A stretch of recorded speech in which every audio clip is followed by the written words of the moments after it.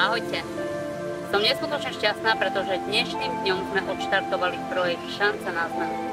Šanca na zmenu znamená, že sa venujeme ľuďom, ktorí sú v núdzi, bezdomová, jednoducho, ktorí si myslia, že už nie je žiadna nádej alebo nejaké svetielko, aby sa im ten život mohol zmeniť niečomu lepšiemu.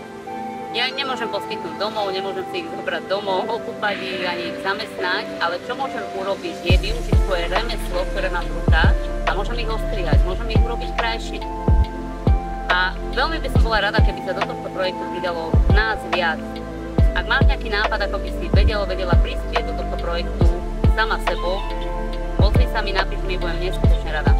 My budeme chodiť po uliciach, skrášľovať ich, aby vyzerali krásne a aby sa tešili z tohto života.